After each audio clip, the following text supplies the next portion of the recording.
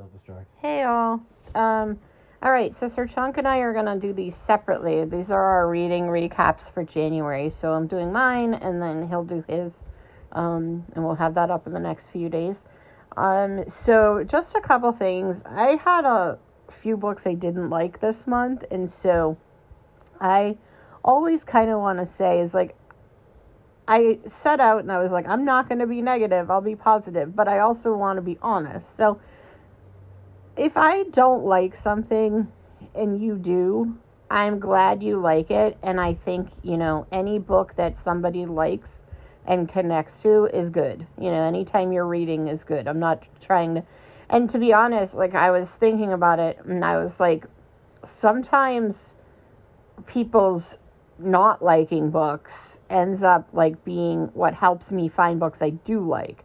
And so I think even if I don't like them, I'll try to be as positive as I can.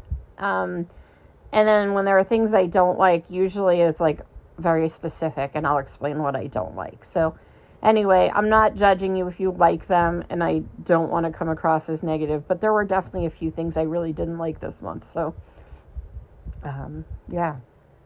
Sometimes I eat pie that I don't like. Okay. Well, no one gets offended if you don't like pie. Oh, the people that make it might. All right, so we're going to start with one. I had already done my first... Oh, God. I already did my first half of the month, so the first book that I read in this collection, I didn't like. And this was Dead Silence. And one of the things I just didn't like about this is it isn't the book that it's marketed as. And I think that's a big problem for me.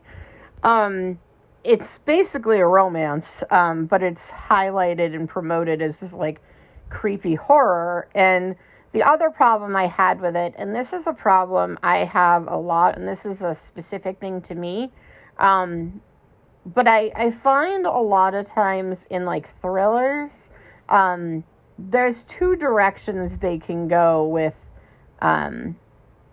any character who has experienced trauma. And this one is I think is more common, and which is the person has trauma when it's convenient to the plot and then seems to completely forget they have trauma the rest of the time in the book. And, while no one experiences trauma or has the same, PTSD as other people, I also think, when you have PTSD, you kind of have it. It's not just like an on-off switch when it's convenient. And so I often feel like books that kind of deal with it don't really use it accurately. The other type of book I find is like when like the person has just so much trauma, it starts to get unrealistic. It's like literally everything in the world has happened to this person, and you're kind of like, okay, I mean, at some point you're doing too much. But more often than not, it's just like, it's a convenient plot device. And so this book, I tended to find that is that like she has this trauma, but then it's really inconsistent. And then I think a lot of the choices of not just her, but other characters don't really work based on her background. So I was just kind of like, I felt it was inconsistent. So that was my problem. Another way to put that book is it's one of the worst books of all time. No hyperbole. Okay, Sir Chonk has no problem being negative. I despise this book so much. I can't even, I shouldn't have said anything. I can't even get into it. Okay, well, anyway, I just thought it was inconsistent and didn't do what it's told me it was going to do, and so it was disappointing to me. Next one I read was like a graphic novel, and this is the Dyatlov Past Mystery, and it's sort of a novelization of this famous mystery where all these people went missing. I think it's always interesting when there's graphic novel versions of like real events, because it actually like I think is another way to get people to like know about things. I liked, one of the things I liked is the art in this graphic novel. It would like go from color to sort of like sepia and black and white when it was like the past and present tense, and I liked how the color changed. I mean, overall it was fine. Obviously, it's like one person's version of what could have happened. So, Devil in the White City, I finally finished this. This was part of my 24 to read in 24. I have all of Eric Larson's books, and I hadn't read any of them. This was really good. This is actually, it's two stories. It's about the building of the World's Fair in Chicago in, now I'm forgetting, I think 1893? Yeah. And then the other story is about the I don't know, Holmes or whatever, the serial killer. And the serial killer stuff was way less interesting. Like, I just actually, every time they would cut away from the World's Fair to talk about, like, the serial killer stuff, I was like, okay, go back to the World's Fair. So I think, like, there's a lot of people who will be like, too much World's Fair, and then there's probably people like me who are like, okay, back to the World's Fair. So, you know, but I think obviously when this was like one of his first books or his first one, and so people were kind of like, oh, it'll be more marketable if we have a serial killer, because no one cares about the World's Fair. But I actually just found the World's Fair very interesting, so I really enjoyed this. That's fair. Nice. So then I read The Search Party. This was really good. I liked this a lot. It's kind of a thriller, but it's more of like a character study, family, you know, friends. This group of people who, and I already did like a whole full review on this, so who are kind of trapped in a storm in this like, they're in this like glamping area, but it's basically in the middle of nowhere. And this kid is missing, so I really enjoyed this, but I did a full review on this, so I'm not going to go into too much. And then I read Melissa, which I also did a full review kind of for part of Banned Books. So again, really liked this. Very cute, kind of middle grade book. I read Who to Believe, which was like a murder mystery set in a small beach town in Massachusetts. Oh, you probably hated that. Why? I'm kidding. It was all right. I mean, yeah, it's really my thing, but like the characters were so unlikable, and like it was okay. It was like it was like so traditional that I kind of just, it was fine. But I didn't think it like did anything unique, and I was just kind of like the characters I didn't really like, and a lot of like the stuff was like your typical like murder mystery where like everyone's having affairs with everybody in town, and like I don't know, I just get kind of like bored with that. I read Beach Read because everyone was like, oh, if you didn't like the other Emily Henry book you read, maybe you'll like this one better. And to be fair, I did like the first like 40% a lot. And I was like, oh, this might be a convert for me. Maybe I'll like a romance novel. But then there's like this ridiculous situation that happens. And I was just like, nope, I'm out. And I mean, it was fine, but like it got really tropey to begin with. But there was just this thing that happens, and I'm not even going to get into it because I don't want to ruin it for the people who care and like this. But like, there's like a dark element of this novel, which I liked. And I really liked like the premise of it, but then like, because it's basically about this like literary writer and this romance writer who decide they're going to like, I don't know, there's like this contest where he's going to try to write a romance novel and she's going to try to write literary fiction. And they kind of like, she takes him on these dates to like, they're like romancy, and he takes her on these like interviews. And so he does like these interviews with these families and these victims of this like cult that was like, well, it was a cult. And then also like the whole cult burned down and people died. And then there's this event where they visit the site, and then like there's this scene after where they're like pretty much down the street from this scene. They've just visited this like burnt out cult, and then they like get it on, and I was just kind of like out. I was like, all right, that's just too much for me. Then there was the writing retreat, and I really did not like this book. It was, I don't even know, like, basically everybody with mental health issues is a complete sociopath, which is just kind of absurd. The writer is a therapist, too, which makes you feel really good, because you're like, well, that means, I'm sure that's great for the world of mental health. And then there's like these random sex scenes for no apparent reason, and they're like essentially rape, but they're supposed to be like erotic. I don't even know. It was awful. I hated this book. And then moving on to Scythe, I really liked this, but I didn't like it. This is kind of it's really well written. I really like Neil Shusterman. The concept was great, but it was like, to me, I've seen this plot so many times. Like, it's a dystopian world, and there's these kids who are being, like, trained to be part of this Scythe group, which is, you know, the sort of, I mean, basically it's Hunger Games and Maze Runner and all of them, you know, where like, oh, we're learning more about the world, and we're kind of finding out there's like this dark side to it. And I don't know, I've just read so many, and it's tough because I think everything about this book is good. I don't have any problem with it. I just have been there, done that with this kind of plot.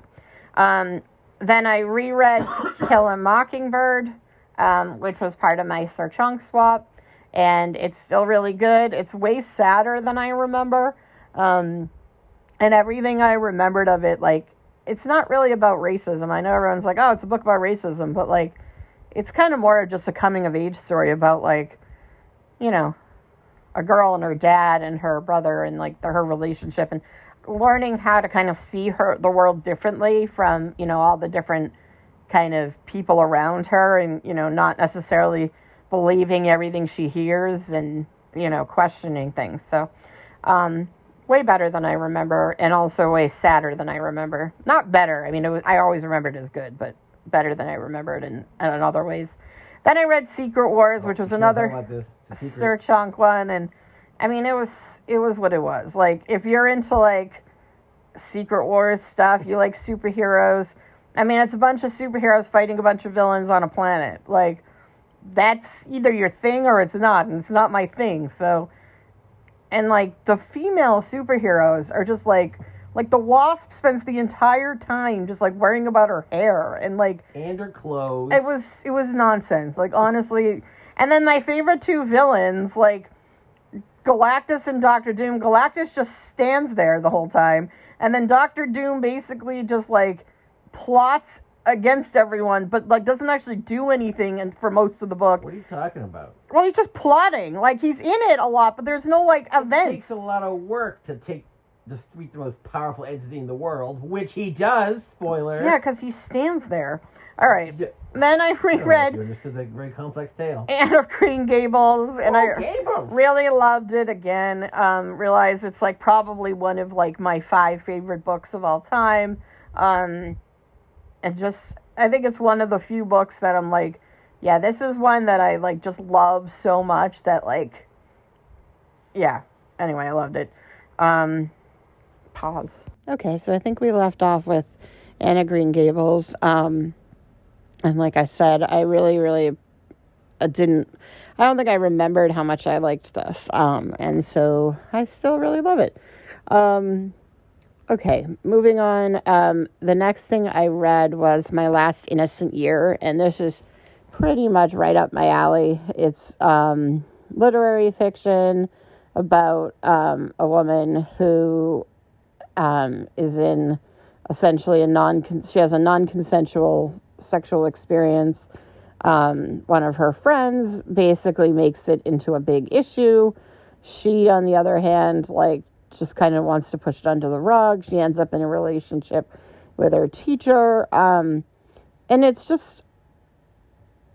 one of those books that, I mean, it's very much literary fiction. I wouldn't necessarily say there's not like a thriller element or anything like that. It's just kind of about coming of age, kind of recognizing, you know, like, as you become an adult, kind of dealing with things that maybe you didn't deal with when you were younger. But very, very, I just really liked, I liked the writing. It's kind of it's a short book, and the writing is very subtle. And I think I mentioned in my review, I was talking about how it's kind of uses, like, Hemingway's iceberg model, which is, you know, essentially a lot of it on the surface, you know, seems kind of simplistic, but then, like, there's a lot of depth to what's actually being said. So, like, one sentence carries a lot of weight. But I really loved it. this and Everyone in My Family Has Killed Someone were my two favorites, I think, of other than books I'd reread. But I think those are my two favorites for January. So those are contenders for the top of the year as of right now. The next one I read was Four Found Dead. And, same issue I seem to have a lot with YA thrillers. Just really implausible, kind of a lot of nonsense. I think a lot of the issue with this book is that it kind of, the entire premise works off of you kind of buying into something that is just not feasible for me. Basically it's about this movie theater, these people who work at this movie theater, and there's a killing, a shooting sort of, but it's not really a mystery. It's more of just like a cat and mouse kind of thriller. But the only reason this works is because they can't get to their cars and they can't use their phones, because to work there they have to lock them in the manager's safe, which just seems completely illegal. And I can't imagine any workplace being allowed to just take your phone and your keys, so you're kind of not allowed to leave or use the phone. I mean, I've worked places where you've had to put it in a locker, but it was like your own locker. And the, so the idea of I was like, just set it in a different time, or have it be for some reason, they have to take a bus to get to this theater that's in the middle of nowhere for whatever reason. I don't know. It just didn't work, because the entire premise was implausible to me. So that's a problem I have. I just find with a lot of YA thrillers, they just stretch the bounds of plausibility.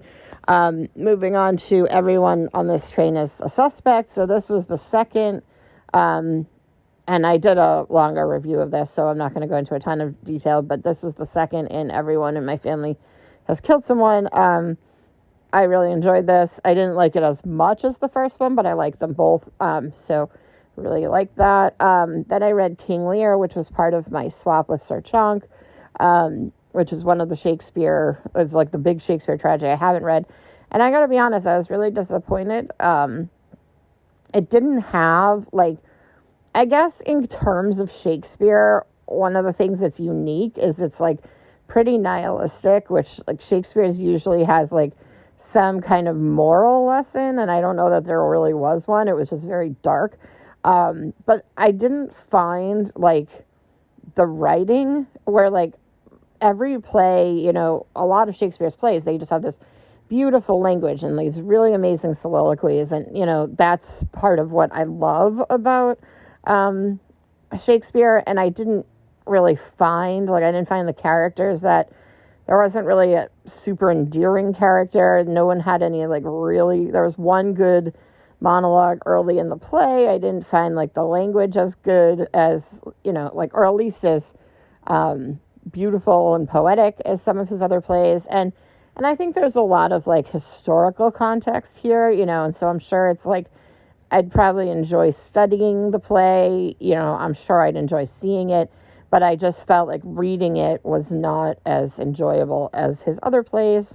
So that was a mid-level for me. Then I read The Killing Joke, which was on my goal to read for the year. Loved it. I just, I assumed I was going to like this, because I tend to like a lot of the Batman, the story arcs in the graphic novels and so on. I was a little disappointed in Long Halloween, but I did really, I've liked the other stuff I've read that's Batman. And I love Alan Moore, so I kind of figured I'd like this, but I was just amazed at how good this is. I'm not necessarily breaking new ground. Everyone knows how this is considered one of the best of all time. But really, really impressed at how good it was. Then I read #MurderTrending. This was also on my 24 to read for 24. And this is a Gretchen McNeil. I had read 10 by her, which is basically a modern sort of teen retelling of And Then There Were None. And it's cheesy and nonsensical, but it was still fun. And I was kind of hoping, I was like, okay, I haven't really been very happy with a lot of YA thrillers, so maybe this one will be good. And I loved this. This was super fun, really campy and silly and kind of cheesy, but not at all what I thought it was going to be. It's essentially about like a kind of dystopian future where they create a reality show when people are accused or convicted of murder, and they're put on this island. It's called Alcatraz 2.0, and it's essentially like they live like a regular life, but then there's these like government sponsored serial killers, and they all have these like themes, and the serial killers go around like taking out these convicted killers, and in these like super violent videos, basically, that, and then everybody watches it, and it has like, there's an app, and everyone gets like into it, and there's like, a chat and everything. And some people are saying it was unrealistic, and I was like, well, I mean, it's kind of a little over the top, but I don't even feel like it's that implausible. I mean, they're convicted killers, and the idea of like government sponsored, I mean, in the U.S. we put people to death, and I just feel like if they could profit off of it and turn it into a reality show, there's like zero, to me, that's not implausible at all. Like, I could definitely see that happening. And I mean, there's like some other stuff going on. It's like these teenagers, and they kind of like, I mean, it's ridiculous and it's super over the top, but it was fun. It was a lot of fun. There was some humor to it. It was kind of like Hunger Games meets Saw meets Black Mirror. So, and I like all of those things. And so I had a hell of a good time reading this. I mean, it's nonsense, but I thought it was really fun. And I thought the writer like understood kind of like the assignment, So the next one was Clockwork Boys by T. Kingfisher. And this is my least favorite of anything I've read of hers. Like the narrator was still fun, but there was like a lot of like sexual stuff that I was just like, I don't need this. Plus it's a duology, and so it sort of just ends like unfinished. I mean, I'm still going to probably read the second one. I'm just not in like a huge rush for it. It wasn't terrible or anything. I mean, I like her writing, but it definitely was like not one of my favorites of hers. And then I read the 5th volume of Heartstopper. These are just great. I love these. And they continue to be really good. And the 6th one will be coming out, I don't know, sometime in the next couple of years. So I look forward to that. I'm going to try to catch this Netflix show at some point too. And then I read another T. Kingfisher, and this is What Feasts at Night. This was the sequel to What Moves the Dead. And so it's kind of weird because I gave What Moves the Dead 5 stars, but it was like a sort of reluctant 5 stars, and this was 4. And in some ways I actually liked this better because What Moves the Dead, because it was trying to keep the tone and the feeling of The Fall of the House of Usher, I felt like some of it didn't work because I thought it was trying too hard to be like a retelling of that story, and it limited the story. But because I just like her writing style and I like Fall of the House of Usher, I ended up giving it 5. So this one, I think I actually enjoyed as a whole. I enjoyed the writing more in this one. And I didn't feel like it was as limiting, but I think the overarching plot just was less like interesting to me. It was more of like a sort of Eastern European folktale, and it was fine. But mostly I just like the characters. So, kind of a weird combo, like where I liked parts of both of them better than the other one. I think I like the plot a little bit more in What Moves the Dead than I did in this one, but as a whole, I think this one is better. So that's kind of a weird, even though like I rated it lower, but again, it's just more about like, as a whole, that one was kind of like just on the edge of a 5, and it was just The Fall of the House of Usher. And this one's probably like right on the edge of a high 4. So, yeah. So I don't know. If you liked the first one, you'll probably like this one.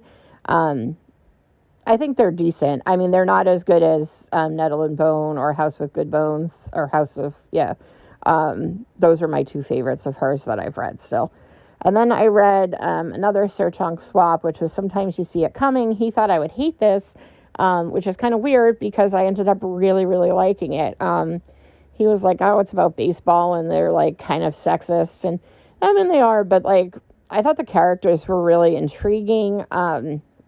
It has like a very, very, it's very character driven. There is like a lot of baseball, but I was like it was I love like the book Shoeless Joe, which is what Field of Dreams is based on. So the baseball stuff didn't really bother me. There was some that was like it got very specific into baseball, and I was just kind of like probably not taking a lot of that in. But overall, I really liked the characters. This is very, it's a strong kind of character study. It's got this like heavy sort of melancholy nostalgia tone to it, which is something I really like.